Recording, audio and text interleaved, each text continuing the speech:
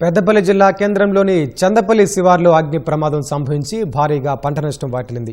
గుర్తు తెలియని వ్యక్తులు పంటకు నిప్పు పెట్టడంతో సుమారు 50 క్వింటాళ్ల వరి ధాన్యం అగ్నికి ఆహుతైంది. సుమారు 20 ఎకరాల వరకు మంటలు వ్యాపించడంతో 15కు పైగా మోటార్లు, సాగునీటి పైపులు కాలిపోయాయి. అగ్నిమాపక యంత్రం అందుబాటులో లేకపోవడంతో పంట నష్టం వాటిల్లిందని ప్రభుత్వమే ఆదుకోవాలని రైతులు కోరుతున్నారు.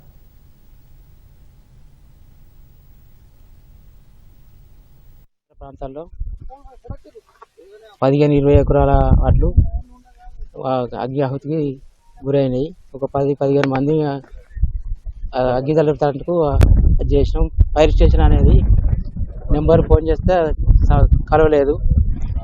వేరే పోలీసులకు ఫోన్ చేస్తే చొప్పదండ దగ్గర ఉన్నదన్నారు. మా గ్రామస్తులందరం మేమందరం కలిసి చల్లార్పడం జరిగింది.